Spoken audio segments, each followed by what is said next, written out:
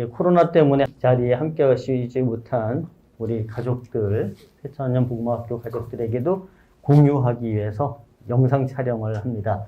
혹시 모든 다른 분들에게 내가 좀 알려지기를 원한다. 이참에 나를 좀 소개하고 싶다. 그런 분들 여기 옆에 앉으셔도 돼요. 아마 이만큼 다 나오죠? 저만 나오나요, 이게? 화면에? 이만큼 다 나오죠? 네, 그러니까 옆에 앉으시면 네.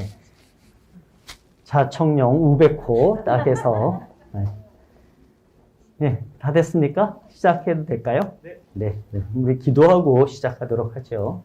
네, 성부와 성자와 성령의 이름으로 네, 사랑이신 주님 감사드립니다.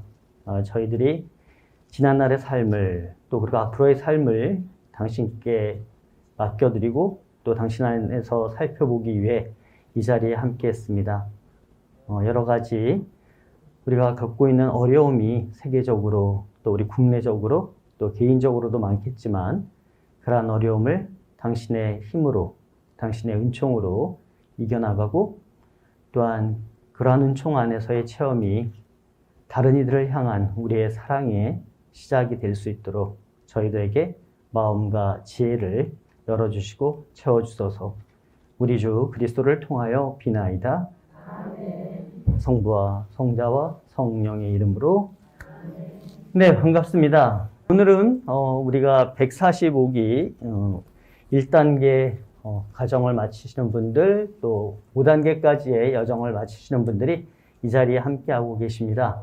그동안 긴 시간 또는 1단계는 뭐 짧은 시간이었지만 앞으로 또 계속 하셔야 될 사안이 있고 그래서 각각의 단계를 마치면서 주님께 한 걸음 더 나가고 더 앞으로 나아가기 위해서 이 자리에 함께 하시는 여러분 모두에게 감사를 드리고 또 축하를 드립니다. 예, 뭐 신앙생활이라는 게 그런 거잖아요. 끝나는 게 아니라 끊임없는 시작, 끊임없는 시작이 신앙생활인 것 같습니다. 오늘 이 시간도 우리가 지난 여정을 잘 충실히 걸어왔던 신앙생활에 대해서 다시 한번 돌아보고 앞으로 남은 하느님께 갈 그때까지의 삶을 또 어떻게 충실히 살아갈 수 있을까 하는 그러한 지혜를 하느님께 청하면서 같이 나누었으면 하는 그런 마음입니다. 미리 말씀드린 것처럼 오늘 주제는 사랑의 교회를 이루게 하소서라는 주제입니다. 그리고 요한복음 17장을 미리 읽고 묵상하시고 그다음에 그 말씀이 어떤 의미를 담고 있을까, 예수님 당시에는 또 지금 우리에게는 어떤 의미가 있을까라는 것을 한번 곰곰이 짚어보고 새겨보고 오시기를 부탁을 드렸습니다. 자, 다 하셨죠? 네, 그러면 이제 질문을 하면서 할 수 있을 것 같아요. 자, 사랑의 교회를 이루게 하소서라는 그 말씀, 우리 주제, 오늘 주제의 말씀이 여러분 어디에서 언제 들어보신 적이 있으세요?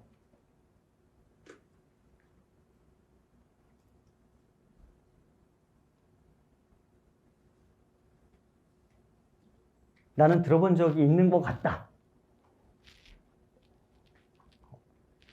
이번에 처음 들었다. 아니 아무도 이것도 아니고 저것도 아니면 이번에 처음 들었다고 하신 분 계시고 그럼 나머지 분들은 들은 듯도 같고 안 들은 것도 같고 여러분 여러 번 들으셨어요. 그 정확한 사랑의 교회를 이루게 하소서라는 이 표현을 정확하게 언제 들으셨냐면 미사 중에 들으셨습니다.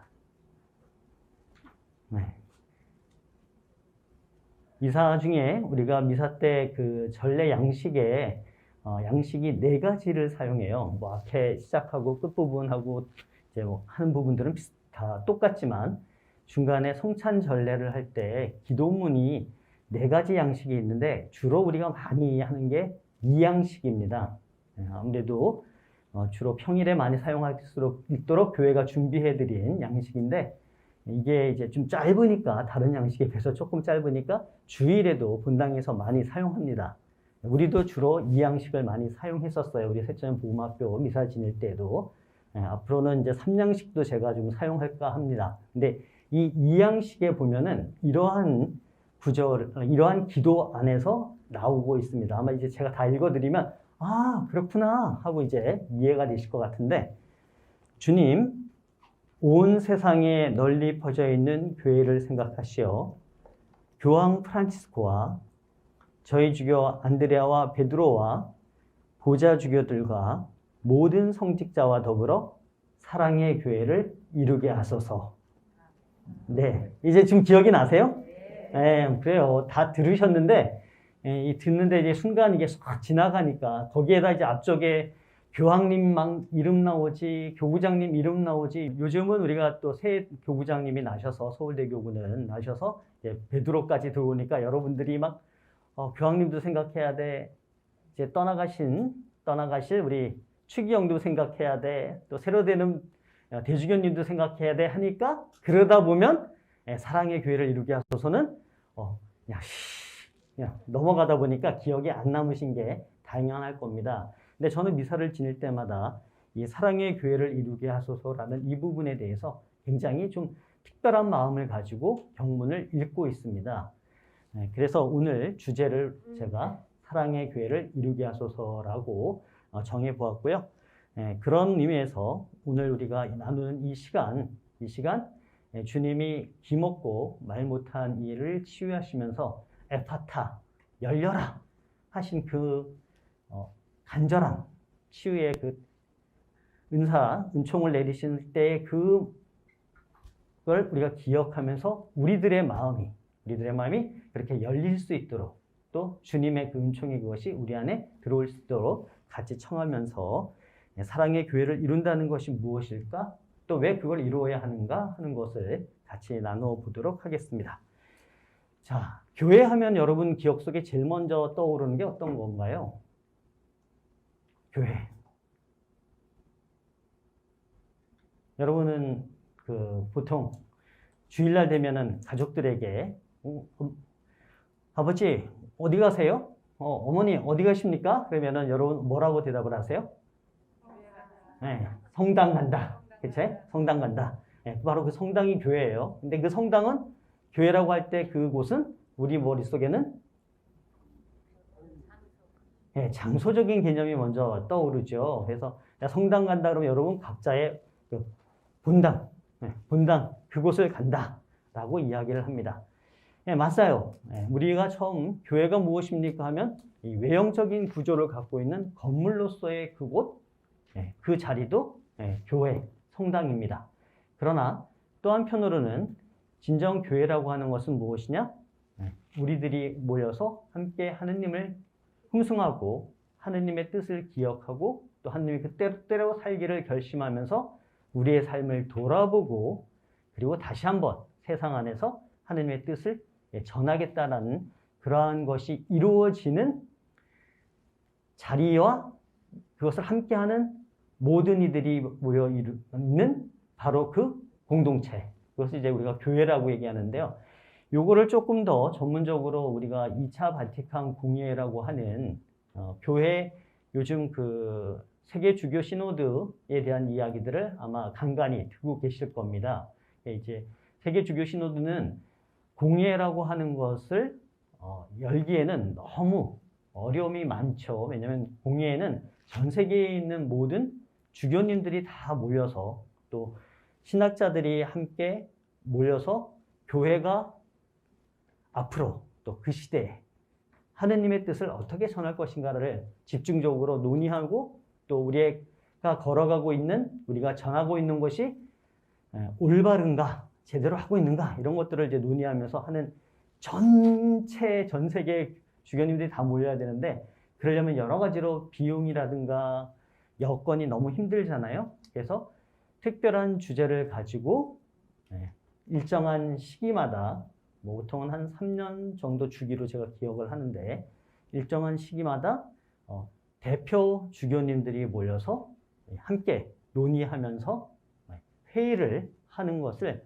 시노드라고 합니다. 근데 이제 주교님들이 가시기 전에 많은 각 지역마다 상황이 좀 다르고 여러 가지 문제들이 다르고 또 고민하고 싶은 것들이 다 다르기 때문에 그런 것들을 좀 모아서 이러이러한 일들이 우리 지역에 있는데 또 이러이러한 일들에 대해서 사람들이 좀 알고 싶어 하고, 궁금해 하고, 그러는데 이것을 우리가 어떻게 하느님 안에서 복음의 빛으로 설명할 수 있을까요? 라는 것을 같이 모여서 의논을 하는 게 시노드입니다. 그래서 이 과정을 이제 앞으로 이제 우리가 하게 되는데, 이러한 시노드가 있을 수 있도록 이루어진 공예가 교회 안에 20여 차례 이상 있었어요. 근데 가장 최근에 이루어진 공예가 62년부터 65년 사이에 이루어진 제2차 바티칸 공예입니다.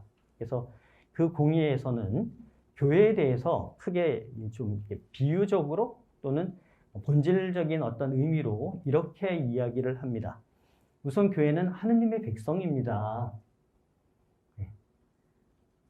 하느님에게 속한 사람들이 모여 있는 곳입니다. 구약 성경에 보면 이스라엘 백성이 끊임없이 그 얘기를 하잖아요. 하느님, 야훼 하느님, 당신은 우리의 주님이시고 하느님이시고 우리는 당신의 백성입니다. 근데 그 구약에서 얘기했던 그 백성이 이제 신약, 새로운 시대, 새로운 계약, 예수님으로 인해서 주어진 그 계약의 시대에는 바로 우리 교회가, 우리 교회 공동체가 바로 그 하느님의 백성입니다라고 자신 있게, 당당하게 이야기하고 선포하는 것이 우리들이어야 합니다라고 그렇게 말씀을 하고 계십니다. 두 번째는 그리스도의 신비체라고 교회를 이야기해요. 그 이야기는 바로 우리가 머리가 몇 개죠? 머리 하나고, 그 다음에 팔도 2개 있고, 다리도 2개 있고, 눈도 2개, 뭐 귀도 2개. 조금 이제 요즘은 저는 이제 그 각각이 조금 어떤 경우에는 좀 고장이 나서 좀 태화되는 과정을 겪고 있지만 이런 여러 가지 지체로 이루어져 있잖아요. 그와 마찬가지로 우리 교회도 예수 그리스도를 머리로 해서 다양한 사람들이, 공동체들이 모여서 하나를 이룹니다. 그래서 교회는 하나의 신비체입니다. 신비체라고 하는 것은 눈에 보이지만 눈에 보이는 것이 다가 아니라 그 이상을 넘어서는 무엇이 있고 또 그 이상을 넘어서는 무엇을 추구한다 하는 그런 의미가 되겠죠. 그래서 교회는 그리스도를 머리로 하는 그러한 신비체입니다 라고 이제 이야기를 합니다. 또한 교회는 성령의 궁전이라고 이야기를 해요. 예수님께서 부활하신 다음에 승천하시면서 우리에게 성령을 보내주셨죠. 당신과 아버지의 영, 성령을 보내주셨는데 바로 그 성령이 우리들 안에 함께하고 계신다는 겁니다.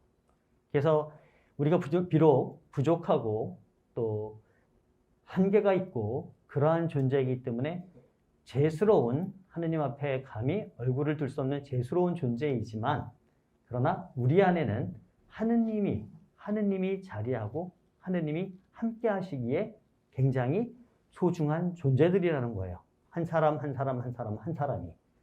그거는 이제 조금 더 확장해서 보면 창세기 1장에서 나오는 하느님의 모상대로 창조하셨다 하는 그 의미가 바로 하느님의 그 뜻이, 하느님의 정신이, 하느님의 마음이 우리 안에 있습니다 하는 거와 맥을 좀 같이 한다고 이해할 수도 있을 것 같아요. 그래서 우리 안에는 성령이 살아계십니다.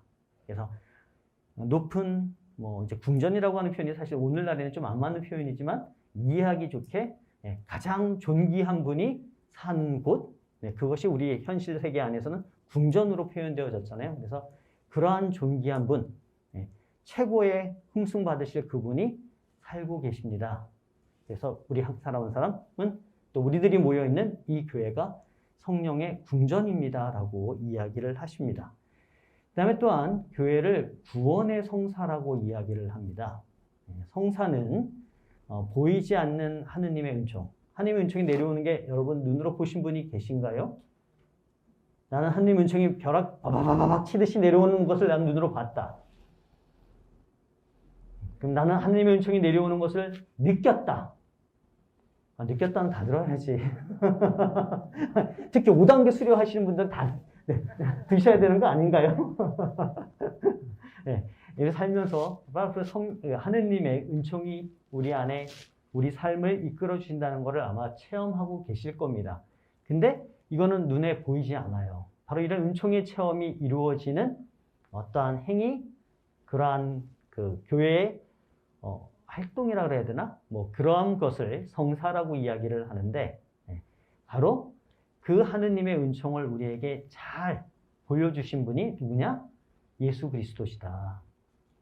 예수님이 하느님이신 그분이 우리에게 오셔서 하느님의 아버지의 뜻이 무엇인지, 그분이 우리를 얼마나 사랑하시는지, 그것이 바로 은총이라는 것을 그 당시에 우리는 못 봤죠. 우리는 못 봤지만 그 당시에 보여주셨다고 하는 것을 기록으로 남긴 게 성경이잖아요. 그래서 우리는 그거를 믿고, 그래서 그러한 하느님의 은총이 우리에게 주어진다. 근데 그 하느님의 은총을 보여준 예수님, 그 예수님을 그러면 여러분은 만나셨어요?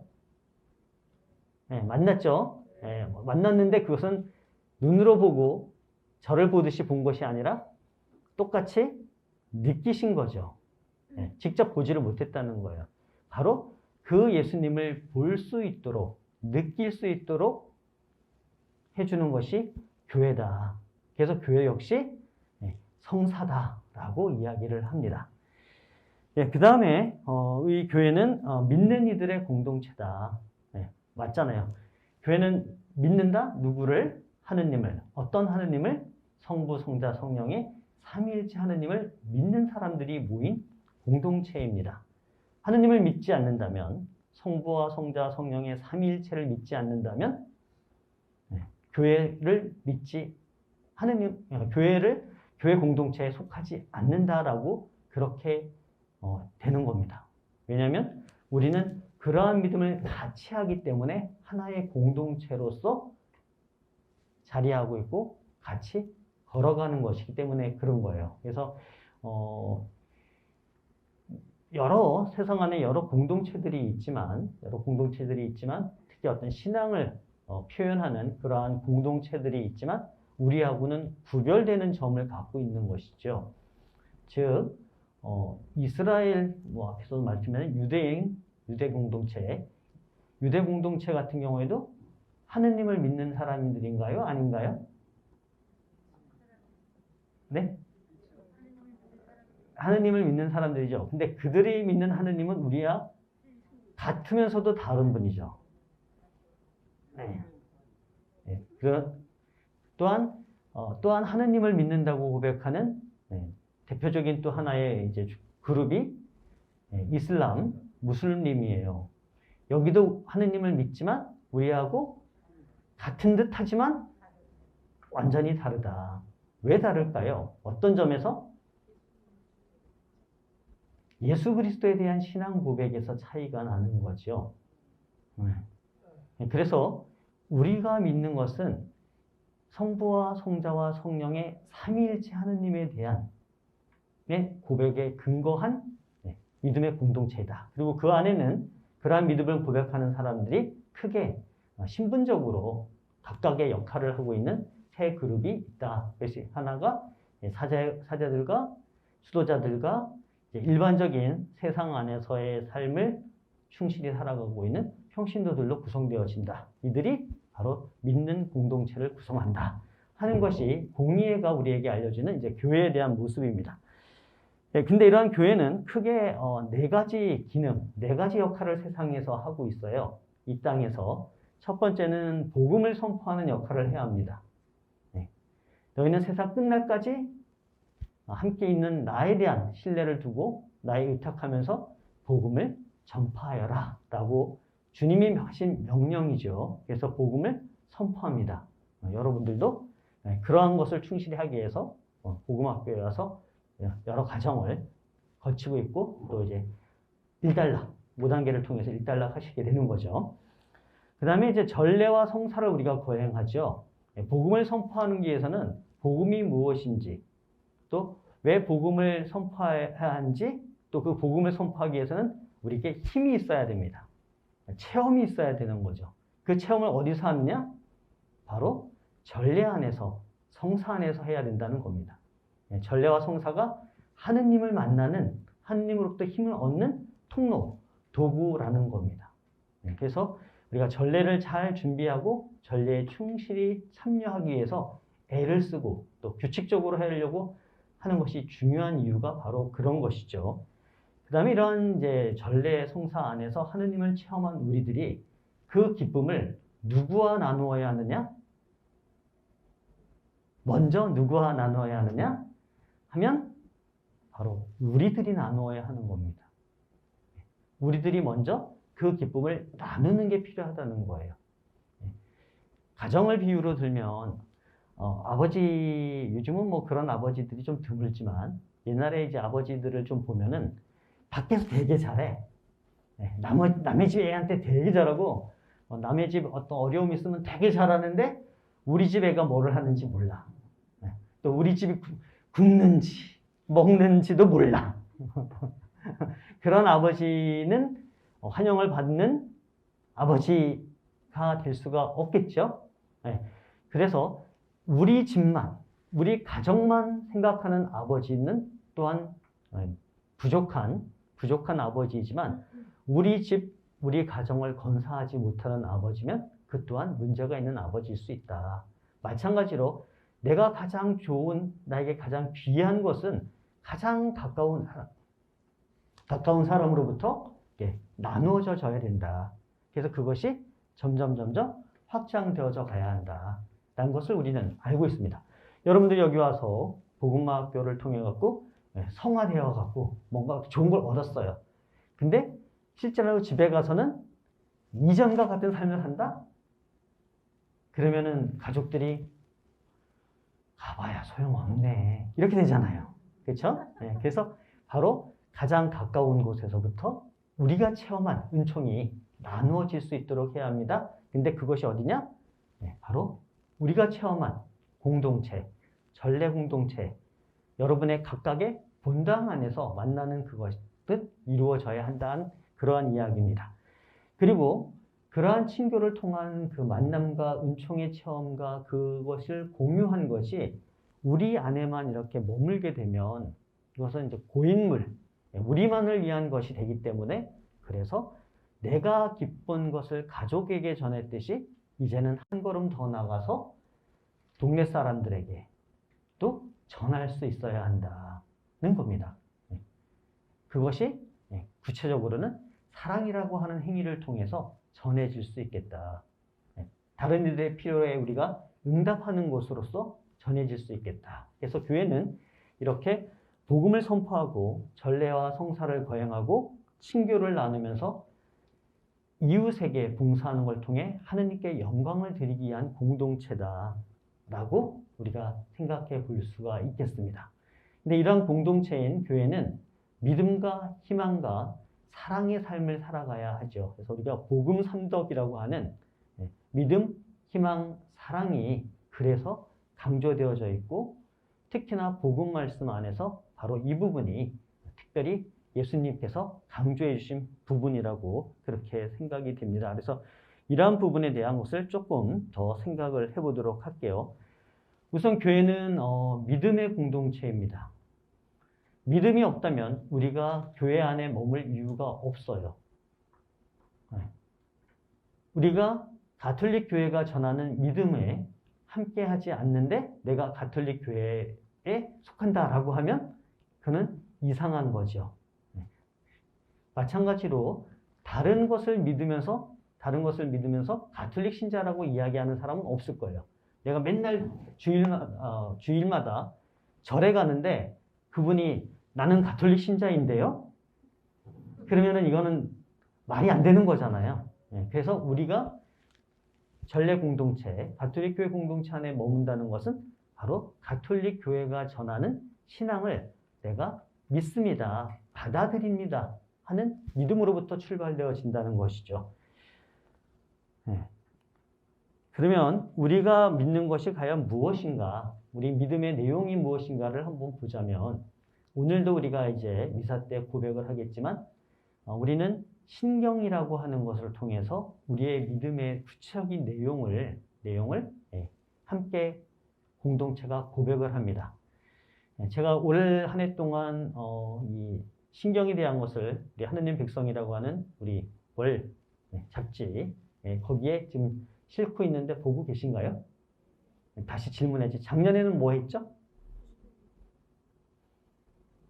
읽었으나 기억이 안 납니까? 작년에 주님의 기도를 했고 올해는 사도신경을 하고 있습니다. 이유는 우리가 가장 많이 바치는 기도 중에 하나예요.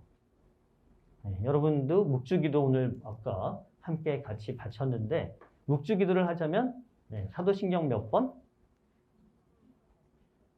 한 번 바치잖아요. 한 번. 자, 주님의 기도는 5번 바쳐요. 성모성은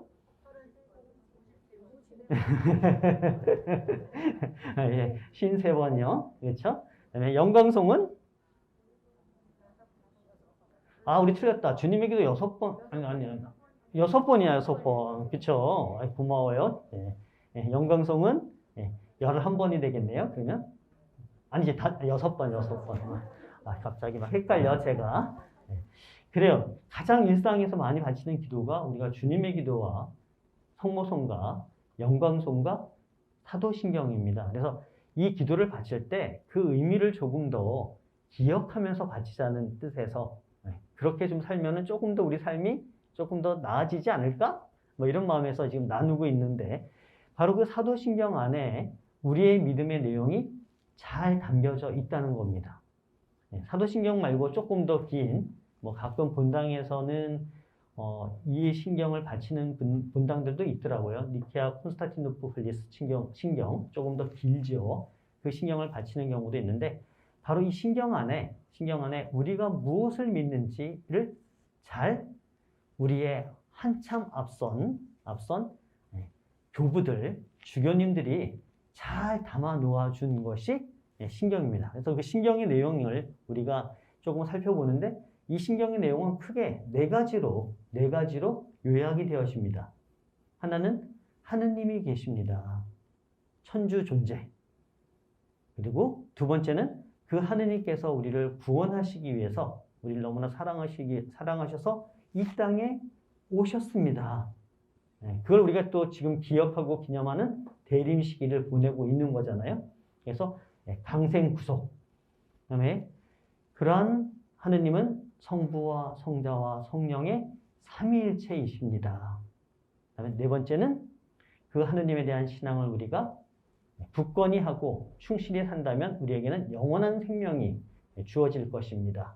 그렇지 않을 때에는 우리에게는 지옥, 하느님과의 영원한 단절에 그러한 고통 속에 떨어질 것입니다 하는 상성벌학이라고 하는 네 가지 천주교 핵심 교리, 가톨릭의 핵심 교리인 이 네 가지가 다시 신경이라고 하는 여러 예수님에 대한, 하느님에 대한 고백을 다양하게 할 수 있잖아요. 여러 사람들이. 여기 있는 분들도 하느님에 대한 신앙을 다양하게 할 수 있잖아요. 여기 있는 분들께도 한 분 한 분 하느님에 대한 신앙 고백을 해보세요. 그러면 아마 다 각각 다르실 거예요. 그 다른 신앙들을 교부들이 모은 거죠. 오류가 없게 잘 모아서 이거를 정리를 잘 해서 우리에게 전해준 게 신경인데 그걸 또 다시 요약을 잘하면 바로 이 네 가지 핵심 교리, 핵심 내용으로 귀결되더라. 원문에는 가면 성부, 성자, 성령에 대한 고백에는 인이라고 하는 표현이 있고 이 교회를 믿는다에는 인이 없어요. 그러니까 그 안에 들어가서 그분 안에서 그분과 함께 뭐 온전히 일치하여 뭐 이런 의미가 이제 담기겠죠. 인이니까. 그런데 교회를 믿나이다인데 이 교회를 믿는다는 얘기는 뭐냐면 바로 교회가 이러한 성부, 성자, 성령에 대한 믿음을 잘 보존하고 잘 정리해서 우리에게 지금 전해주고 있음을 저는 믿습니다. 교회가 그런 도구임을 믿습니다라는 고백을 한다는 거예요. 그래서 이 교회가 하나이고 보편된 교회라고 사도신경에서는 우리가 고백을 하지만 니케아 콘스탄티노플리스 신경에서는 하나이고 거룩하고 보편되며 사도로부터 이어오는 교회를 믿나이다라는 고백을 합니다. 그래서 조금 더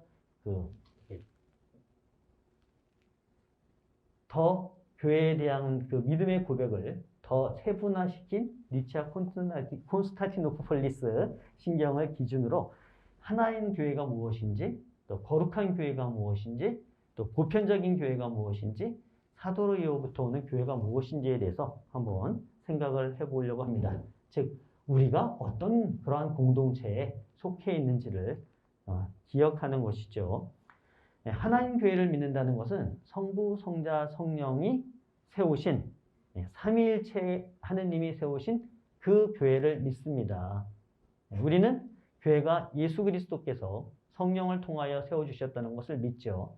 그 믿음의 교회가 지금까지 이어져 내려오고 있습니다. 그 교회는 하나입니다. 물론 역사 안에서 인간의 부주의, 인간의 욕심, 인간의 한계 때문에 갈라졌어요.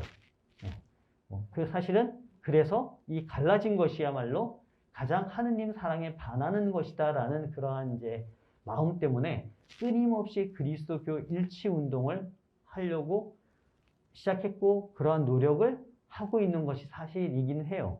근데 그것이 하나가 된다는 것이 그렇게 간단하지는 않은 듯합니다. 한번 이렇게 인간의 한계에 의해서 갈라지게 되면 이게 마음이 상하고 여러 가지가 뭐 이제 복잡해지면서 다시 하나 되기가 참 어려운 것 같아요. 그러나 그러한 지향을 가지고 끊임없이 교회는 노력하고 있다. 왜? 우리는 하나인 교회여야 되기 때문에 그렇다라는 것을 이제 생각해 볼 수가 있겠고요. 그 다음에 하나가 된다는 것은 우리가 하느님과 화해를 이루고 우리가 진정 하나가 돼야 되는 건 하느님과의 관계잖아요. 하느님 안에 온전히 하나 되는 것이고 하느님 안에서 다른 사람들과도 하나 되는 것이 필요합니다. 하나가 된다는 것은 바로 그러한 의미고 그것을 도와주는 것이 교회입니다. 그래서 우리가 하느님과 화해를 하는 데서 가장 대표적으로 우리를 도와주는 것이 고백성사인 거잖아요. 하느님과의 관계를 다시 회복시켜주는.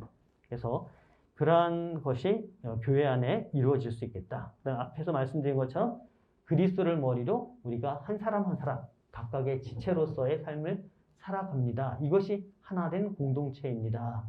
그래서 우리 각자는 능력이 다 달라요.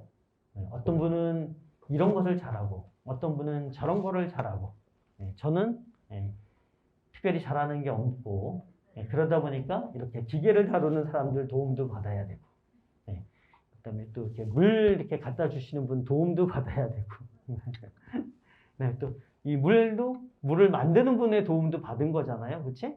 안 나나요? 그렇죠? 여기 물 떠다 주신 분도 도움이 있지만 물이 있게끔 하신 분들의 도움도 받고 우리가 이렇게 서로 각자의 역량, 재능을 발휘하는 하나의 지체로서 살면서 전체가 어우러지는 그러한 한 공동체가 되어야 합니다. 뭐 이런 얘기인 거죠. 그 다음에 하느님을 섬기는 하나의 의식이 있다는 거예요. 우리는 로마 가톨릭 교회라고 당신은 어떠한 신앙 공동체 안에서 생활하고 계십니까? 라고 할 때 여러분이 천주교요. 우리나라에 다 통행이 돼요. 그렇죠? 근데 이제 정확하게는 로마 가톨릭 교회에 속한 사람입니다. 라고 대답을 하셔야 돼요. 그거는 뭐냐면 가톨릭 교회라고 하는 공동체 안에 전례 양식이 아까 이제 1, 2, 3, 4 양식, 미사 양식 말고 전례 형태가 한 8개 정도 크게 있습니다. 조금 좀 다른 그런 전례 형태의 모습들이 있어요. 우리가 뭐 접할 수도 있지만 뭐 콥트 교회, 레바논 교회, 각 지역마다 고유한 전례의 모습들이 남아있는 데들이 있어요. 굉장히 이제 소수의 가톨릭 교회 공동체죠. 근데 우리는 로마 전례를 따르는 가톨릭 교회에 속한 사람들입니다. 그래서 로마 가톨릭 교회에서 신앙생활, 하느님을 믿고 있습니다. 라고 하는데 로마 가톨릭 교회에는 어디를 가든 똑같은 의식이 이루어지고 있다. 그래서 가끔은 이제 해외 여행을 하신 분들이 그런 말씀을 하시죠. 주일미사 지켜야 되니까 동네에 또는 뭐 옆에 있는 호텔에 가까운 이제 성당을 물어서 갔는데 뭐 하나도 알아듣지 못하는 말로 뭐라고 하는데 뭔 말인지는 못 알아듣겠는데 뭘 하고 있는지는 알겠다. 뭐 이런 얘기를 합니다. 그 이야기는 바로 동일한 하나의 예식을 거행하고 있는 하나된 공동체이기 때문에 그렇습니다. 저도 잠시 미국에 갔었는데 처음에 영어 미사를 여기서 몇 번 이렇게 연습을 좀 하고 이제 읽어야 되니까 하고 갔는데 처음 딱 가서 미사 참여를 하는데 뭘 하고 있는지는 알겠어요. 일어났다 앉았다 이건 내가 좀 어떻게 딱 눈치 보아가면서 하겠는데 뭔 말을 하는지는 하나도 모르겠어. 근데 딱 알아듣는 게 몇 개 있더라고요. 아멘, 알렐루야.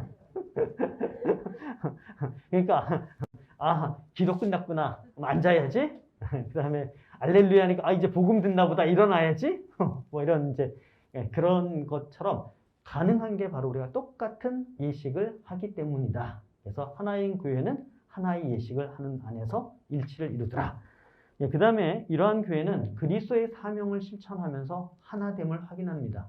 우리가 같은 그리스도의 뜻을 전하면서 우리는 동지구나. 같은 생각을 갖고 있구나. 왜냐하면 생각이 다르면 행동이 달라요. 그렇죠? 우리가 나는 중국 음식이 좋아. 근데 우리 남편은 한식만 좋아해. 근데 남편의 의견만 따르면 나는 중국 음식 평생 한 번도 못 먹잖아요. 그렇게 되는 거잖아요. 그러니까 생각이 어떠냐에 따라서 행동이, 삶이 완전히 달라진다는 거죠. 근데 우리가 같은 마음을 모아서 무언가를 한다는 것, 그것도 예수님이 원하는 것을 한다는 그것이 우리가 하나임을 느낄 수 있도록 도와준다. 에페소서 4장 3절에서 6절에 이렇게 말씀을 하고 있습니다. 바오로 사도께서 성령께서 평화의 끈으로 이루어주신 일치를 보존하도록 애쓰십시오. 하느님께서 여러분을 부르실 때 하나의 희망을 주신 것처럼 그리스도의 몸도 하나이고 성령도 한 분이십니다. 주님도 한 분이시고 믿음도 하나이며 세례도 하나이고 만물의 아버지이신 하느님도 한 분이십니다. 그러니 여러분은 그리스도를 중심으로 교회 공동체 안에 일치를 이루어야 합니다라고 사도 바오로가 에페소 교회 공동체에게 하셨어요. 그런 말씀을. 바로 그런 것처럼 우리도 하나인 교회 안에서 하나인 교회를 믿나이다라고 고백을 하게 됩니다. 두 번째는 교회는 거룩한 공동체입니다. 그래서 우리가 미사 때 거룩하시다, 거룩하시도다, 거룩하시다 이 세 번을 노래를 하잖아요. 근데 그 거룩하시다를 누가 거룩하시다라고 노래를 하는 건가요? 하느님이 거룩하시다고 노래하는 거잖아요. 바로 그 하느님이 교회를 세워주셨습니다. 그러니 교회는 거룩해야 합니다. 거룩할 수밖에 없습니다. 라고 고백을 하는 겁니다. 즉 교회 안에서 하느님이 함께 하십니다. 하느님으로부터 시작되어져서 하느님이 계시니 그 교회는 거룩해야만 합니다. 거룩할 수밖에 없습니다. 그리고 그러한 교회는 또한 거룩한 백성이어야 합니다라는 것을 담고 있다는 것이죠. 베드로전서 2장 9절에서 사도 베드로는 이렇게 말씀하십니다. 여러분은 선택된 결례고 임금의 사제단이며 거룩한 민족이고 그분의 소유가 된 백성입니다. 즉 이스라엘 백성, 구약의 이스라엘 백성, 유대인 공동체들이 하느님의 백성으로 거룩하게 살려고 애를 쓴 것다면 이제 그것을 완성한 신약의 이스라엘, 새로운 이스라엘인 우리 교회가 그러한 거룩한 삶을 살아가야 합니다라는 것이죠. 그리고 그렇게 살 때 우리는 하느님의 자녀, 하느님의 거룩한 사람들이 될 수 있습니다. 그래서 사도 바오로 다시 에페소서 5장 1절에서 사랑받는 자녀답게 하느님을 본받는 사람이 되십시오라고 말씀을 하고 계세요. 즉 우리는 거룩한 공동체 안에 또 거룩한 삶으로 초대받은 사람들이고 또 그렇게 살아가야 합니다. 라는 것을 거룩하다고 고백할 때 우리가 기억해야 될 부분이 되겠습니다. 그 다음에 우리는 보편된 교회를 믿습니다. 아까 이제 하나의 예식을 말씀드렸는데 바로 세상 어디를 가도 교회가 다 자리하고 있지요. 제가 조사하지 않았는데 다른 어떤 신부님이 이제 조사를 했는데 교회가 안 간 곳이 없이 다 들어가 있대요. 신자 숫자가 얼마인지는 상관이 없지만 상관이 없는 게 아니라 신자가 얼마인지는 모르지만 아주 작은 신자일지라도 거기에도 라고 할 정도의 그곳까지 다 교회가 자리하고 있다고 이야기를 하더라고요. 뭐 오죽하면 아마존에도, 저도 안 가봤지만 아마존 하면 우리가 열대우림에 뭐 울창한 온갖 독충과 뭐 아나콘다인가 뭐 그런 뱀까지 있고 막 이런 그 곳 거기에도 신자들이 살고 계셨잖아요. 그래서 교황님이 거기 가셔서 아마존 더 이상 개발하지 않았으면 좋겠다. 후손들을 위해서 뭐 이런 말씀을 하기 위해서 가셨잖아요. 그러니까 그 열대 우림, 열악한 그곳에서 교회는 있더라. 뭐 이런 얘기를 하는데 바로 어떻게 보면 사도행전 1장 8절에서 사도들이 증언한 성령께서 너희에게 내리시면 너희는 힘을 받아 예루살렘과 온 유다와 사마리아 그리고 땅 끝에 이르기까지 나의 증인이 될 것이다. 증인이 되어라 하신 예수님의 그 말씀을 사도들이 기록으로 증언했던 그것이 구체적으로 실현되는 모습이 바로 보편된 교회의 모습이 아닐까 생각을 합니다. 즉 교회는 모든 인류를 위해서 파견된 공동체다. 그 이야기는 뭐냐면 하느님은 구원에서 누구도 제외하지 않으신다. 모두를 구원으로 초대하시고 계신다 하는 것을 이야기합니다. 그래서 우리 교회는 누구든 하느님을 충실히 따르려고 마음을 쓰는 이들에게는 문을 열어놓고 받아들이고 잘 갈 수 있도록 함께 동반하는 모습을 보일 수밖에 없고 보여야만 한다. 이런 이야기죠. 그 다음에 이제 마지막으로 사도로부터 이어오는 교회를 믿나이다 라고 우리는 고백을 하는데 이 교회는 바로 예수님께서 세워주신 거죠. 예수님께서 너는 베드로이다. 내가 이 반석 위에 내 교회를 세울 터인즉 저승의 세력도 그것을 이기지 못할 것이다 라고 말씀하시면서 사도 베드로에게 교회 공동체의 중심이 되어야 할 것을 말씀해 주셨고 바로 그러한 말씀 가운데 예수님이 승천하신 다음에 성령의 오심과 더불어 교회가 시작이 되어졌다. 그래서 이 교회는 사도들의 공동체 위에 세워진 교회입니다. 우리의 신앙은 내가 2021년 12월 5일 뚝 하고 믿는 것이 아니라 지금까지 이어져 내려오고 있는 신앙을 믿는 거다.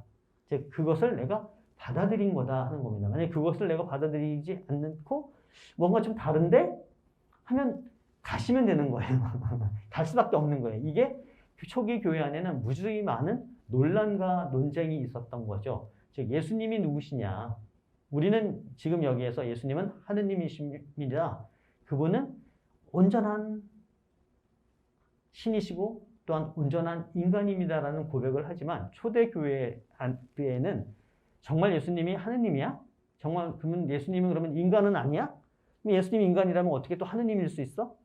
이러한 것들을 끊임없이 논의를 거치면서 정리를 해서 우리의 믿음은 이러한 것이야 라고 정의했었다는 거예요.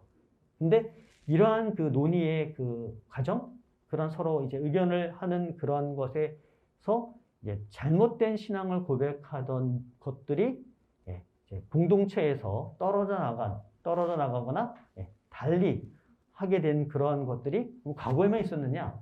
역사 안에 계속 있는 거죠. 가깝게는 우리가 작년에 아주 매스컴을 떠들썩하게 했던 그쵸? 신뭐뭐뭐 예수님에 대한 이해를 잘못한 거예요. 그렇기 때문에 여러 가지 잘못된 걸로 사람들을 이렇게 현혹시키는 것들이 초기 교회에서부터 지금까지 계속 있었고 앞으로도 있을 거예요. 그러니까 정확하게 우리가 믿는 것은 이것입니다. 근데 그 믿는 것을 사도로부터 믿어온 이러한 내용입니다. 라는 것을 우리가 고백을 하고 그 안에 머물겠다 하는 것을 신경을 통해서 우리가 이야기하는 거죠. 에페소서 2장 20절, 오늘 에페소서를 참 많이 인용하게 되네요. 여러분은 사도들과 예언자들의 기초 위에 세워진 건물이고 그리스도 예수님께서 바로 그 모퉁이 돌입니다. 라고 말씀을 하십니다. 그래서 사도들 위에 세워졌다고 하는 것은 바로 베드로와 다른 11사도라고 하는 사도단, 그것이 계승되어져서 오늘날 교황님과 교구장 주교님들, 주교단과 맥을 같이 하며 오늘날까지도 이어져 오더라. 그래서 이러한 그 사도들부터 이어져 오는 그 계승은 종말까지 예수님이 다시 오실 그날까지 계속 되어질 것이다. 라는 것이죠. 우리가 그 로마에 가면은 로마 외곽으로 제가 기억하는데 뭐 얼만큼 먼지는 잘 모르겠어요. 버스가 들어다녀서 갔으니까. 성 바오로 대성전에 가면은 혹시 여기 가신 분들 계신가요? 안 당했어요? 갔다 오신 분? 바오로 대성전에 가면은 아주 독특한 그게 하나가 있는데 혹시 기억이 나시는지 모르겠지만 얘기 안 해줬으면 모르니까 그냥 성전 가서 사진 찍기 바빴을 거고 다음에 혹시 가시거나 다음에 다시 한번 가시거나 또는 가실 기회가 있으시면 가서 보셔요. 성 바오로 대성전에 가면 제대 뒷면에 사도 베드로의 그 초상 뭐 그대로는 아니겠지만 하여튼 사도 베드로에 대해서 그림이 그려져 있어요. 어느 정도 크기일까요? 한 뭐 요 정도? 이렇게 원형으로 사도 베드로, 그다음에 그 옆에는 두 번째 교황님이 누군지 제가 생각이 안 나서 두 번째 교황님, 세 번째 교황님, 네 번째 교황님 쭉 되고요. 그리고 아마 밑으로 내려올 거예요. 그리고 나서 그 면이 다 끝나고서 옆으로 가든가 해서 1대 베드로 교황님부터 266대인가요? 이번이 5대인가요? 6대로 기억하는데 264대가 요한 바오로 2세셨으니까 266대 이 프란시스코 교황님까지 쭉 뭐랄까요? 초상이라 그럴까요? 그게 하여튼 그 사진, 그림 그게 이렇게 다 그려져 있습니다. 아마 저도 이제 그 이후에 제가 베네딕토 16세 때 로마를 한번 가서 들렸고 지금 교황님 되신다면 못 가갖고 어디에 있지 모르지만 제 추측으로는 정면에서 오른쪽에 이 프란시스코 교황님 그 그림이 사진인지 그림인지 그 부분이 되어져 있을 거예요. 근데 거기 가면 거기에 불이 켜져 있어요. 다른 데는 불 안 켜져 있는데 거기만 불이 켜져 있습니다. 즉 이분이 지금 우리의 교황님이십니다. 그리고 이분의 앞에는 누가 있었고 그 앞은 누가 있었고 그 앞은 누가 있고 누가 있어서 첫 번째 베드로 교황님입니다. 이렇게 우리는 역사 안에 교회의 가르침, 비록 인간적인 부족함 때문에 때로는 잘못된 우리가 반성해야 될 그런 일들도 있었지만 그러나 교회의 신앙을 지키기 위해서 이렇게 노력하며 왔습니다 하는 것이 이제 가시적으로 눈으로 볼 수 있도록 이렇게 되어져 있죠. 그래서 바로 이러한 사도로부터 이어오는 교회 안에 우리가 살고 있다. 역사와 뿌리를 갖고 있다 하는 겁니다. 디모데오 2서 2장 2절에서 많은 증인 앞에서 그대가 나에게서 들은 것을 다른 이들도 가르칠 자격이 있는 성실한 사람들에게 전해 주십시오. 성실한 사람들에게 가르침을 온전히 잘 받아들이고 그대로 잘 보존해서 전할 수 있는 사람에게 전해 주십시오라고 사도 바오로가 티모테오에게 이야기하는 거예요. 티모테오는 그 당시에 오늘로 말하면 주교이십니다. 그래서 그렇게 신앙을 지키기 위해서 이어져 오늘날까지 우리 교회는 내려오고 있다 하는 것을 우리가 고백하고요. 바로 이러한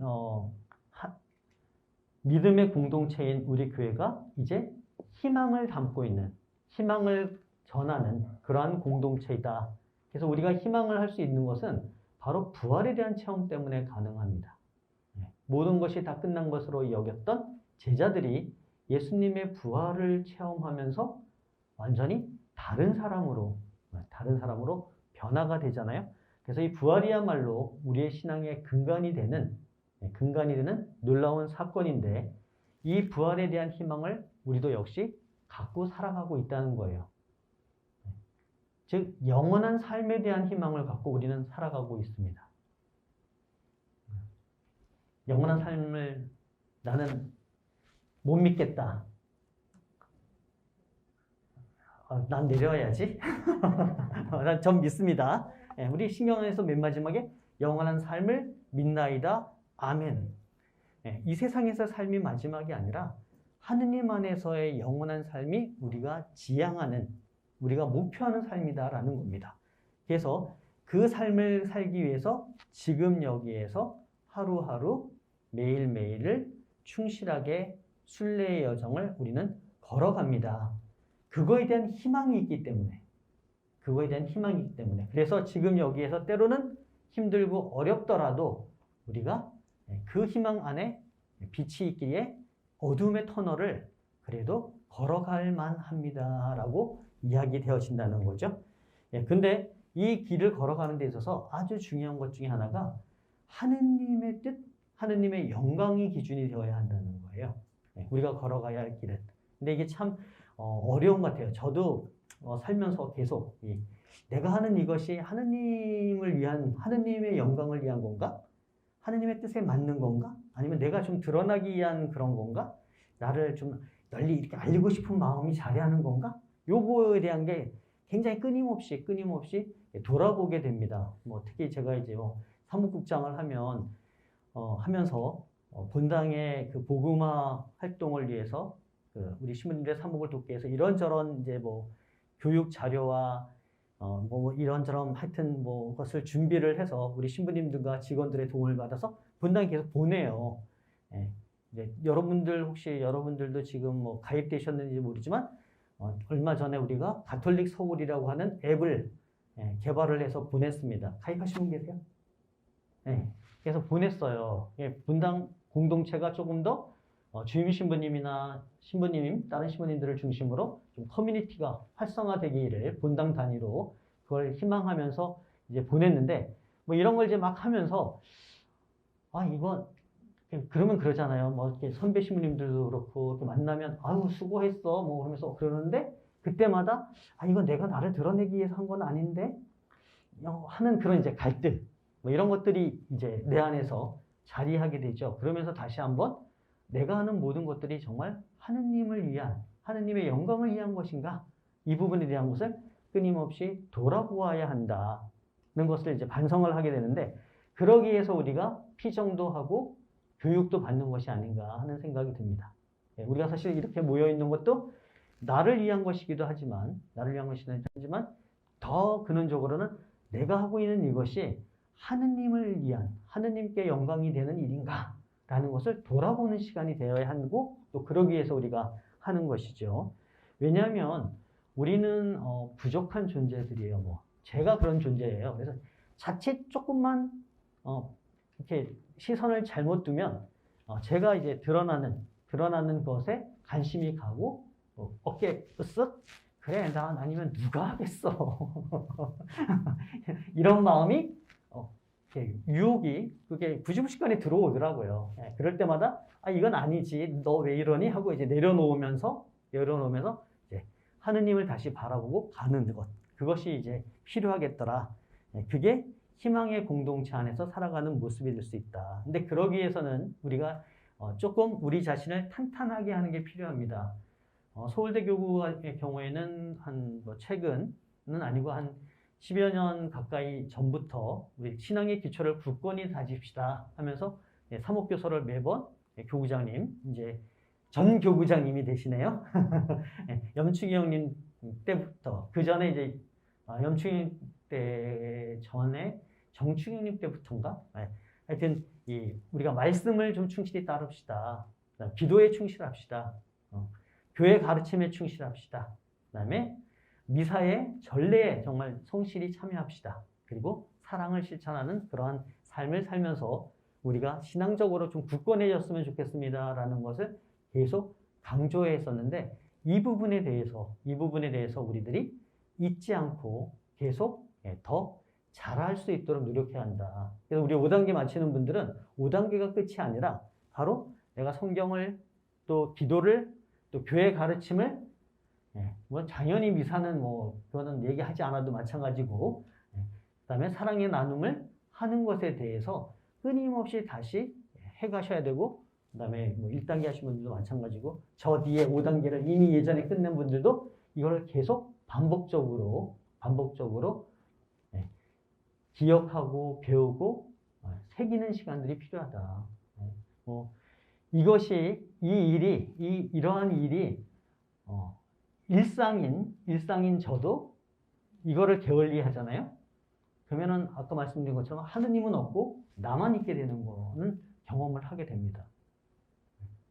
그래서 끊임없이 성경을 읽고 교회 가르침을 다시 읽으면서 그리고 기도 생활을 충실히 하는 가운데 자기를 돌아보고 그러면서 내가 제대로 걸어가고 있는가, 올바로 가고 있는가를 점검하는 일을 계속하게 되더라. 그래서 이게 5단계가 끝이 아니라 여러분은 어쩌면 새로운 시작이다.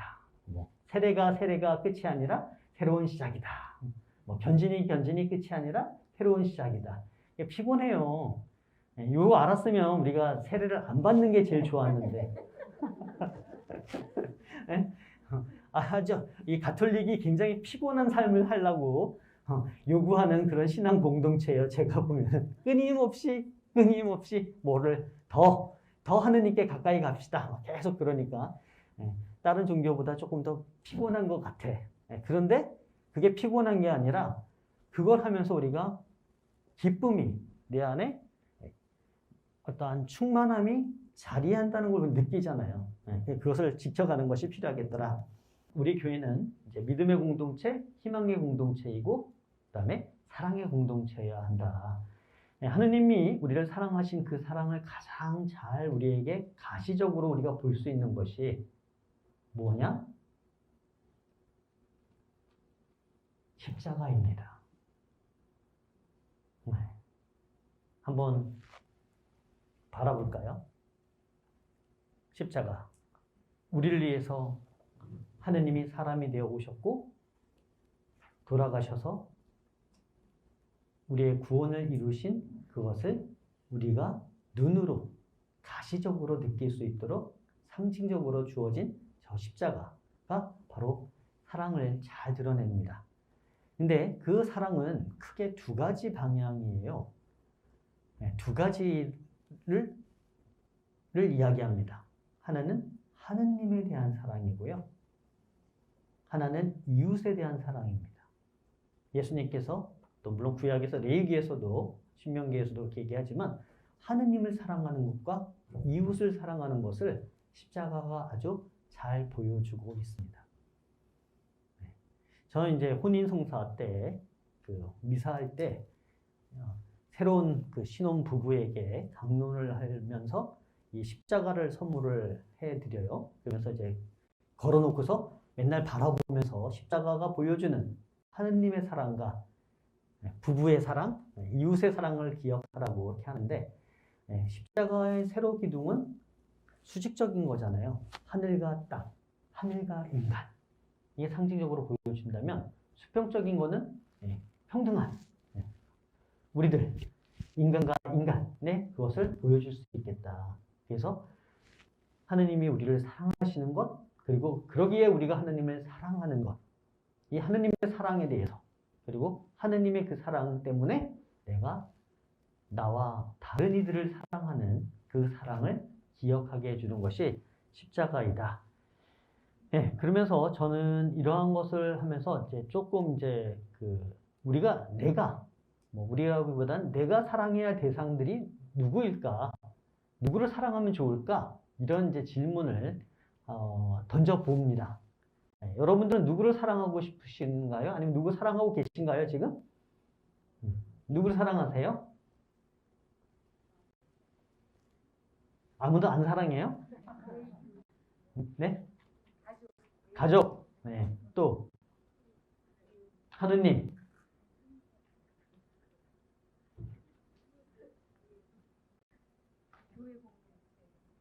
교회 공동체. 또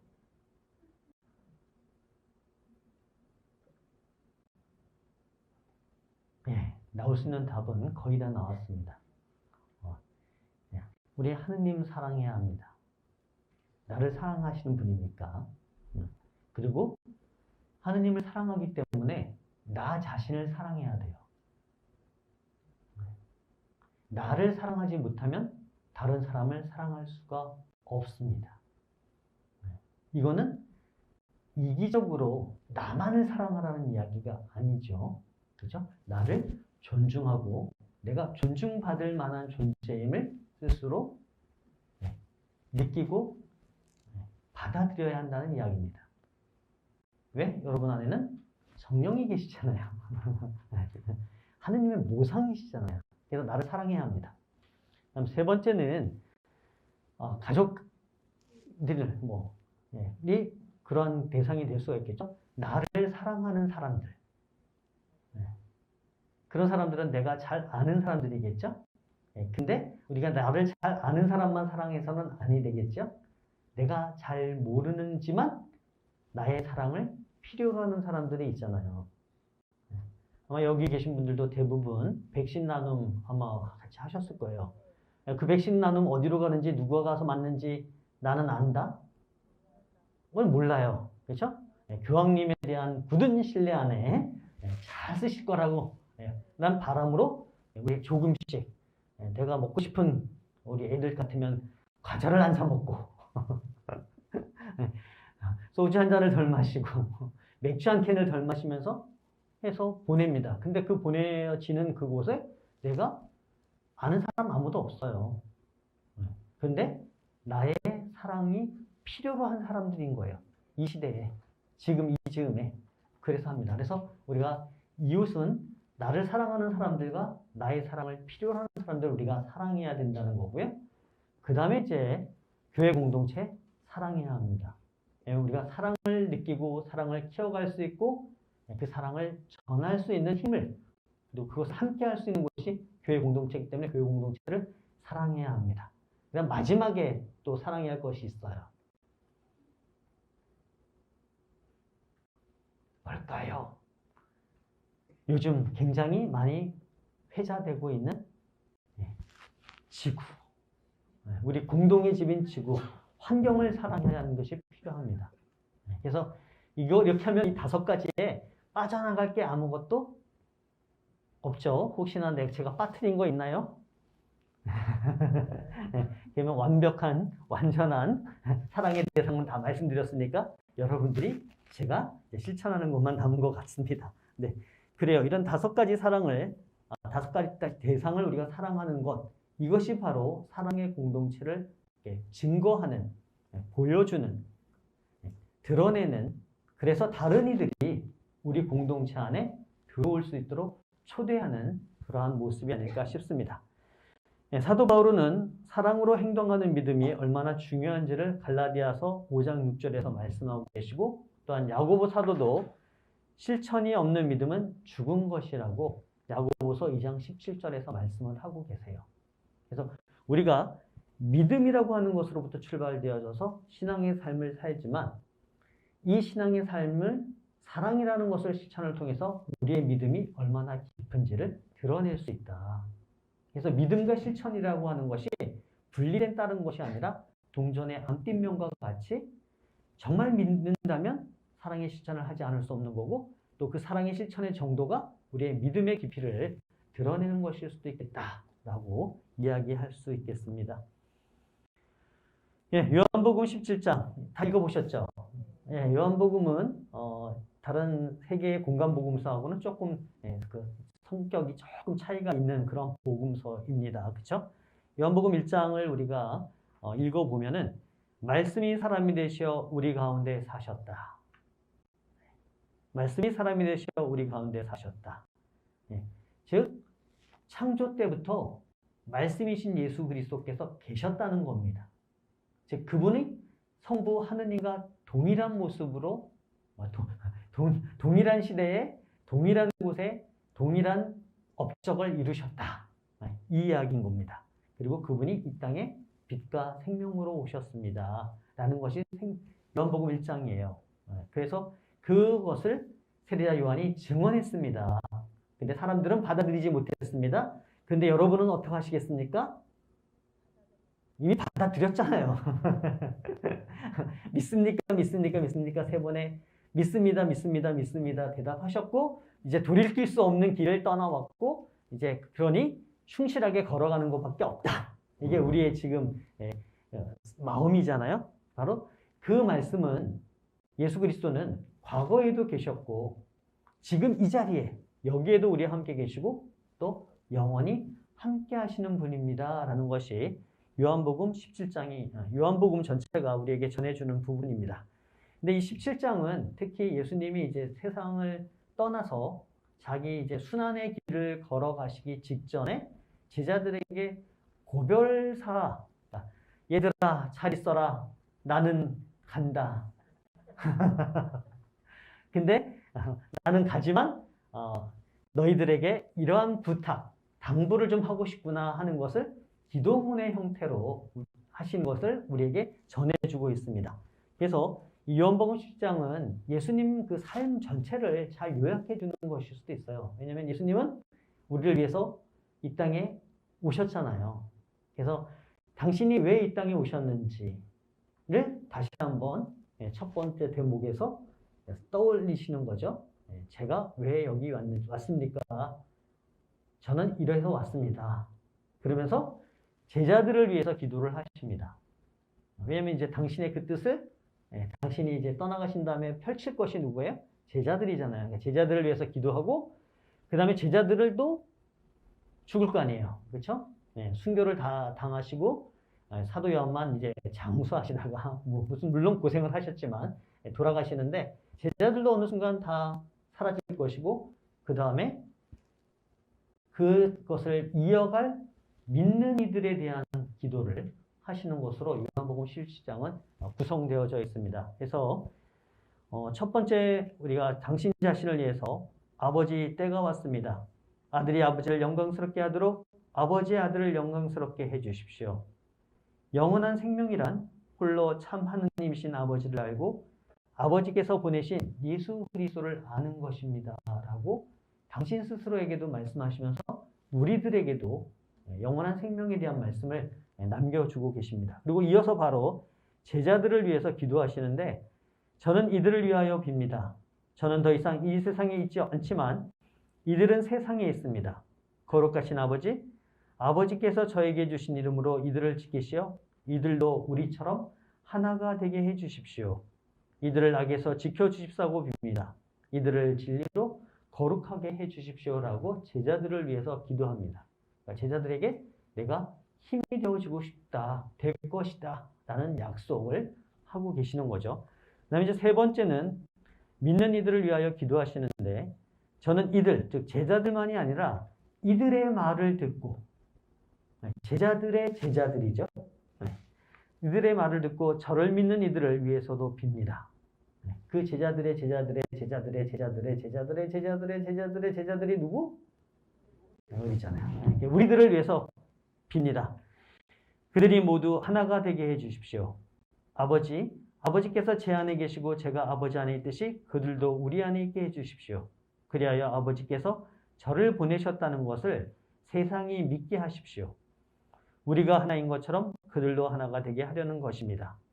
아버지께서 저를 보내시고 또 저를 사랑하셨듯이 그들도 사랑하셨다는 것을 세상이 알게 하려는 것입니다. 즉 우리가 하나된 공동체가 된다는 것. 그래서 서로 그 안에서 친교를 나누고 서로의 사랑을 나누는 이 모습이 다른 이들에게 놀라움이, 다른 이들에게 부러움이 되어야 한다라는 말씀을 하십니다. 그리고 실제로 그것 때문에 많은 이들이 교회 공동체에 들어왔다라고 사도행전은 이야기하고 있죠. 오늘날도 마찬가지입니다. 복음학교에 오신 분들도 마찬가지고 여러분이 본당에서의 삶도 떠올려 보면 우리가 처음 성당의 문을 두드렸을 때 저처럼 뱃속에서부터 다닐 수밖에 없었던 운명을 타고난 그런 경우도 있지만 또 어떤 경우에들은 주위의 가톨릭 신자들의 삶의 모습을 보면서 저 사람은 뭔가 좀 남다른데? 왜 그렇지? 여기 성당 다니는데 그래? 그럼 나도 한번 가볼까? 이렇게 돼서 오신 분들도 있죠. 바로 그것이 이루어져야 한다. 이런 이야기입니다. 그래서 이 마지막 기도에서 가장 중요하게 여기는 것이 뭐냐? 공동체의 일치에 대해서 강조를 합니다. 왜? 이 일치야말로 하느님의 영광을 드러내는 일이기 때문이다. 근데 일치를 이루기 위해서는 내 거를 좀 내려놔야 됩니다. 내게 강하면은 하나 되기가 어려워요. 서로 고집을 부리면 힘들어지는 거죠. 같이 밥 먹어야 되는데 한 사람은 아까 말한 것처럼 일식을 가고 싶어. 한 사람은 중식을 가고 싶어. 한 사람은 한식을 가고 싶어. 이거 나는 절대 내 거 포기 못해. 그럼 어떻게 해요? 각자 가서 먹어야지 뭐. 근데 조금 오늘은 그러면 뭐 내일은 아니면 이것이 몸에 좋으니까 하고 서로 의견을 모아서 하나가 되는 그러한 것이 좀 음식을 비유해서 좀 그렇지만 이러한 자기 거를 내려놓는 것이 필요하겠다. 그럴 때 일치가 가능하다라는 말씀을 드려봅니다. 그것이 예수님이 발을 씻기시고 십자가에 달려 죽으신 그 사랑을 우리가 살아가는 것이 아닐까 싶습니다. 네, 이러한 공동체는 어떤 삶을 살면 좋으냐? 간단히 몇 가지만 좀 구체적으로 말씀을 드릴게요. 하나는 하느님께 우리가 감사하며 살 수 있었으면 좋겠습니다. 감사하는 삶은 우리를 풍요롭게 합니다. 우리의 마음을 좀 말랑말랑하게 해주는 것 같아요. 저도 일이 많고 그러면은 기쁘게 하려고 하는 마음을 갖고 있지만 간혹은 짜증도 좀 나고 또 저보다 좀 일 덜하는 것처럼 보이는 사람 보면은 심통도 나고 나는 왜 이렇게 많이 해야 하나 라고 가슴을 치기도 하는데요. 근데 오히려 그런 것들이 하느님을 더 기억할 수 있으니 감사한 일이지. 내가 그래서 뭔가 조금 더 정리를 할 수 있으니 얼마나 좋아? 이러한 마음으로, 감사의 마음으로 바뀌면 훨씬 일하는 데 있어서도 제 마음의 평정심도 얻게 되더라 하는 것을 체험해 보게 됩니다. 김수환 중위님께서도 아침에 일어나시면 제일 먼저 드린 기도가 하느님 감사합니다 라는 말씀이었다고 해요. 제가 그걸 읽은 다음부터 저도 김충희 형님 조금 흉내내면 뭔가 조금 더 나은 사람이 될까 싶어서 일어나자마자 잠자리에서 나오면서 성호를 긋고 하느님 감사합니다 라고 하는데 크게 달라지는 건 없는 듯 하고 그래도 안 하는 것보다는 낫지 않겠어요? 그렇죠? 네, 제가 그래도 조금 달라졌겠죠. 그래서 우리도 바로 하루의 시작에 또 하루의 마침에 하루의 중간에 하느님 감사합니다라고 기도해 볼 수 있으면 좋겠다. 사실 우리가 삼종 기도를 드리는 것도 바로 그런 이유입니다. 아침 6시, 낮 12시, 저녁 6시가 어떻게 보면 그 시간에 그거를 안 하면 절대절명의 그거가 아니라 그러한 시간 안에서 내가 하느님을 얼마나 기억하고 있고 하느님께 얼마나 내가 감사하고 있는가를 스스로 돌아보라고 정해진 시간에 하는 겁니다. 물론 삼종기도 내용 자체가 정말 감사함의 내용, 감사하지 않을 수 없잖아요. 하느님이 우리에게 오신 사건을 우리가 기억하는 순간인데 그래서 감사하는 삶을 사셨으면 좋겠다. 그 다음에 두 번째는 우리가 사랑의 공동체를 이루기 위해서는 계속 말씀드렸지만 일치를 이루어야 합니다. 서로 우리가 갈라져서는 안 되죠. 특별히 고린토 교회가 그렇게 갈라진 모습을 보여주었던 것 같아요. 당시에. 보면 3장에 보면은 고린토 교회가 분열된 모습을 이렇게 이야기합니다. 우리에게서 사도 바오로가 바오로 편이 어디 있고 아폴로 편이 어디 있고 베드로 편이 어디 있습니까? 우리의 중심은 하느님, 예수 그리스도이십니다. 라는 이야기를 합니다. 이제 그 배경은 이런 거예요. 이제 고린토 교회를 세운 게 누구예요? 바오로잖아요. 근데 이제 바오로가 이 전승에 따르면 말을 좀 못했대요. 글은 잘 썼는데 그럴 수 있잖아요. 우리도. 그런데 이 아폴로는 언변이 참 좋은 거예요. 그냥 아폴로가 와서 쫙 하니까 사람들이 와. 그러다 보니까 나는 아폴로가 너무 좋은데? 너 그럴 수 있어. 그래도 우리가 한 건 바오로인데?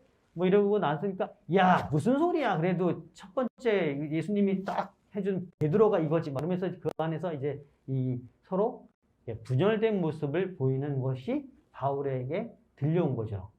그때 이제 바오로가 명확하게 여러분은 바오로도 아니고 베드로도 아니고 아폴로도 아닌 예수 그리스도 하느님이 여러분의 중심입니다. 이거는 이제 오늘날도 우리가 마찬가지예요. 좀 조심스러운긴 하지만 우리 사회 안에서 보면은 뭐 진보다, 보수다, 뭐 이런 거를 이제 이야기를 합니다. 예. 간혹 저희 신부들한테도 신부님은 진보세요, 보수세요. 예. 그런 질문을 하시는 훌륭한 분들이 계세요. 예. 제가 뭐라고 대답을 해야 할까요? 네? 네? 안 들려요. 우리 형제님 뭐라고요? 아, 너나 잘 알아? 아, 그거는 대화를 하지 않다는 그런 표현이니까. 자, 그때 우리의 대답은 뭐냐? 저는, 그렇죠. 저는 진보도 보수도 아닙니다. 저는 하느님의 것입니다. 이게 굉장히 중요한 거예요. 저는 개인적으로 예수님이 이러한 그 가치를 가졌기 때문에 돌아가셨다고 생각을 합니다. 예수님이 만약에 유다인들 지도자들이 얘기한 것처럼 거기에 예스, 난 당신들하고 똑같아, 동의해, 그래서 예수님이 안 죽었어요. 뭐 나이 들어서 죽으셨을지 모르지만 반대로 로마에 서서 로마 오케이 헤로데 좋아, 몇 년은 더 사셨을지도 몰라요. 근데 그분은 유다 대사제들을 또 헤로데나 로마도 아닌 하느님 아버지의 뜻, 그게 기준이었기 때문에 마지막에는 심지어 예수님을 원했던, 환호했던 백성들도 생각하는 게 달랐잖아요. 메시아에 대한 생각이 달랐잖아요. 그것조차도 잘못된 것입니다. 아버지가 나를 보낸, 내가 걸어가야 할 메시아의 길은 이렇습니다 하고 보여주신 거예요. 그래서 돌아가신 거라고 저는 봅니다. 그래서 보수도 진보도 아닙니다. 그 사안이 하느님 뜻에 비추어서 옳으면 옳은 거고 그르면 그른 겁니다. 이렇게 이제 대답을 하는 게 맞다는 거죠. 그러다 보면 이제 양쪽에서 돌 날라오죠? 쟤는 뭐 이렇게 되는 거죠. 뭐 어떤 경우에는 여기서도 환영받고 저기서도 환영받을 수 있지만 그렇다는 겁니다. 그래서 우리는 누구의 편이 아니라 하느님의 편이다. 하느님께 속한 일이다. 라는 것을 기억하면 좋겠다. 그리고 우리 각자는 역량이 다 각자 다릅니다. 우리 숯불 한번 이렇게 생각해 보면 그 숯불에서 조각 하나 이렇게 꺼내갖고 밖에다 두면은 바로 꺼져버리죠. 죽어버려요. 모아놔야만이 활활 탑니다. 근데 그 안에 있는 숯불은 어떤 거는 좀 큰 조각이 있고 어떤 거는 좀 작은 조각이 있고 각자 좀 다 다르잖아요. 마찬가지죠. 공동체도 조금 더 능력이 있는 사람, 능력이 좀 적은 사람, 또 어떤 경우에는 여기에는 능력이 크지만 조금 능력이 작은, 뭐 제가 맨날 그러잖아요. 이 기계 다루는 것은 젬병이라고. 그러니까 각자의 그러한 역량, 이것들이 모여서 활활 타는 숯불이 되는 것, 이것이 공동체의 모습이다 라는 생각을 해보게입니다. 특히 저는 우리 교회 공동체는 이런 공동체, 새천년 복음화 학교 공동체와 저의 관계도 이런 관계가 되었으면 하는 꿈이 있습니다. 뭐 이거는 제가 분당을 가도 마찬가지고 사목국에서도 이런 꿈을 꾸면서 살고 있는데, 뭐냐면 가장 대표적인 꿈의 그 예로 저는 주문모 신부님과 최인길 그다음에 강환숙 이 세 분의 복자의 삶이 우리의 삶이 되면 참 좋겠다 하는 그런 걸 갖고 있어요. 뭐 저만이 아니라 모든 곳곳의 사제와 그가 함께하는 공동체 안에서 주문모 신부님 저희 중국 분이시잖아요. 그분이 우리나라에 들어오셨을 때 선교하기가 복음을 선포하기가 정말 좋은 때였나요? 목 잘리는 때죠. 순교를 각오하고 생명을 내어놓을 마음으로 들어오신 거예요. 즉 진리와 복음과 이 진리와 복음, 생명과 빛을 전하기 위해서 사랑하는 마음으로 교우들을 때문에 오신 거죠. 그 다음에 근데 이제 발각이 돼서 이제 포졸들이 잡으러 왔어요. 도망을 가야 되는데 급박하잖아요. 급박하니까 최인길이 역관이었습니다. 중국어를 잘했단 말이에요. 우리도 뭐 물론 이게 요즘 이제 많이들 못 오시지만 관광객들 이렇게 보면 중국인들하고 우리하고 뭐 비스름해요. 언뜻 보면 뭐 그 사람이 그 사람이에요. 잘 알아보기 어려운. 근데 거기에 중국어를 막 해. 그러면 옆포졸들이 볼 때, 아, 요 사람이 그 사람이구나 하는 거죠. 최인길이 중국어를 막 하면서 잡혀간 거예요. 주문모 신부님 행사를 하면서. 데려다가 한 두어 대 때리니까 비명을 질렀을 거 아니에요. 뭐 그랬는지 어땠는지 모르지만 상상을 해보는 거죠. 그랬더니 네? 이거 조선 사람이네? 너 어떻게 된 거야? 했더니 이제 자기가 이제 역간인 것도 드러나고 시간을 벌어들인 거죠. 그 사이에 주문모 신부님이 피신을 갖고 피신 간 곳이 바로 강만수 골룸바 집이었던 거죠. 네, 강만수 골룸바가 주문모 신부님을 피신시켜 줬다는 것은 그 역시 목숨을 건 행위였다는 거예요. 즉 신부님은 교우들에게 하느님을 예수 그리스도를 전하기에 생명을 걸고 오셨고 또 교우들은 신부님을 보호하기 위해서 생명을 거는 서로가 서로를 위해서 모든 것을 내어놓을 각오의 그러한 공동체 제가 꿈입니다. 잘 될까 모르겠어요. 일단 저부터 반성해 봐야지. 모든 거를 다 내어놓을 자세가 그런 마음이 있나? 제가 있는 만큼 여러분도 내놓을 거니까. 왜냐면 사람은 서로 교감되잖아요. 제가 좀 많이 내놔야지. 그 다음에 우리가 사랑의 공동체를 위해서는 섬기고 순명하는 게 굉장히 중요합니다. 우리 교회가 사도로부터 이어오는 교회를 말씀을 드렸는데 하느님께 대한 순명이 공동체 안에서 이루어진다는 것은 우리에게 신앙을 전해준 그 공동체의 장상들에게 순명하는 그러한 것에서 출발되어집니다. 저도 순명해야 되는 사람이지만 때로는 안 순명하고 싶을 때도 있어요.